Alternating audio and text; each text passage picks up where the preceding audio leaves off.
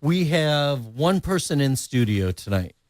Matt Pallamary is an author. He's an editor. He teaches writing, and he's a shamanic explorer. Matt, welcome back to Inner Journey. Great to be here. Thanks for having me. Such a pleasure. All right, you know the gig.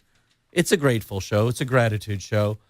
First of all, tell the listeners, whoever didn't hear you on the other shows that you've been on, who you are, how you support, what you're grateful for. Hi, my name is Matt Pallamary, and I am a perspiring writer. Uh-huh. I am grateful for the fact All right, cut it out. I woke up on this side of the dirt. All right. But in all seriousness, your first firekeeper, Greg? Glenn Shipman. Glenn. Yeah, excuse me, Glenn Shipman. Yeah, he got me really thinking about gratitude and the things that have been passed on, which has been a big part of my teaching. Mm-hmm. I've been very lucky to be teaching now at the Santa Barbara Writers Conference and the Southern California Writers Conference for 25 years. And at the Santa Barbara Conference, Ray Bradbury kicked it off every year for 35 years, the first 35 years of the conference. Right. And I was blessed to have him as a mentor and quite the inspiration, as well as Charles Schulz of Charlie Brown and Peanuts fame. Well, Ray Bradbury saw something you wrote and took you under his wing, essentially, didn't he? Yes, he had never had been one to give out blurbs, and he gave a blurb for my very first short story collection, and it's called The Small Dark Room of the Soul. And then he passed it on for my novel Land Without Evil. Mm-hmm. What got me thinking about Ray, and also just the past couple of months, Chuck Champlin passed away. Chuck, or Charles Champlin, he was leading LA Times film critic for 25 years. Right. He was a very good friend and a mentor and a real supporter. So, Chuck's passed on, and then Barnaby Conrad passed on a couple of years ago. He started the conference. Mm-hmm. And all these people, Robert B. Parker. Alan, yeah. Geez, yeah. Alan Silverhearts for the Bridging Heaven and Earth show, who was a guest on here some months back. Right. He recently passed away. And it really got me to thinking how they have all been mentors to me. And now I am in the catbird seat, so to speak. I've now become the old guy, dare I say, the sage. And I have all this wisdom that was passed on to me from them. So I feel very obligated to be able to pass it on. I feel like it's an honored task to be able to teach people willing to learn, and it's very gratifying.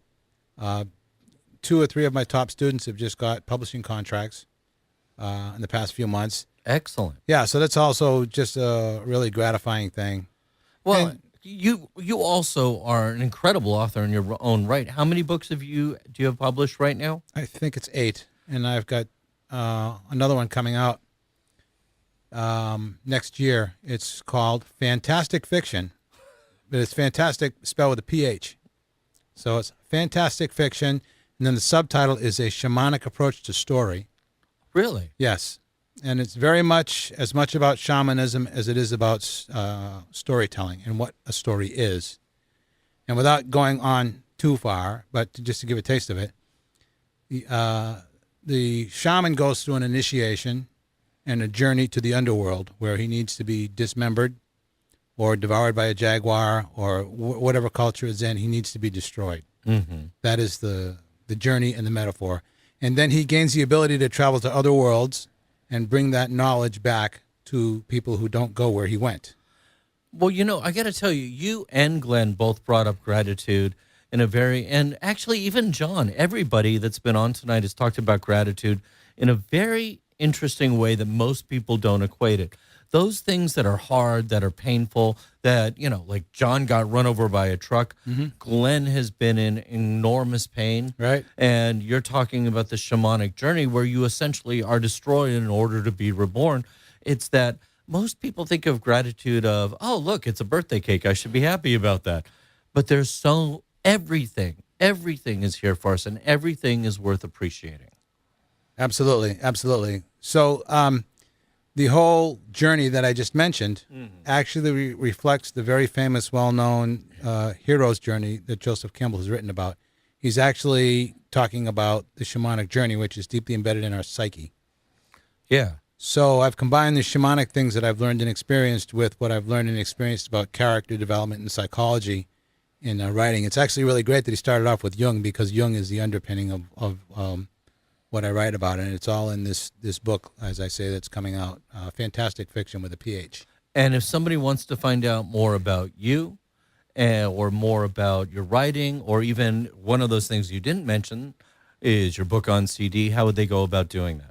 Yeah, well, I'm on Amazon and Apple and iTunes and Smashwords and all over the place. I'm in print and I'm in ebooks. And my memoir, Spirit Matters, is an audiobook that was produced and directed by none other than the awesome Greg Friedman. That is available, the audiobook of Spirit Matters, my memoir. But anyway, I'm at www.mattpallamary.com. That's M as in mom, A-T-T, P as in Paul, A-L-L-A, M as in Mary, A-R-Y.com. I'm also on Facebook. I'm on Google+. Also, anything having to do with Mystic Ink Publishing, I'm on there, so I'm very easy to find.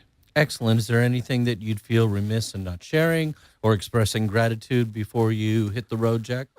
Gratitude for having me here tonight with you guys. Gratitude for Denny, gratitude for Greg, and gratitude for my number one fan, Giselle. And we'll be back with more Inner Journey right after this short break.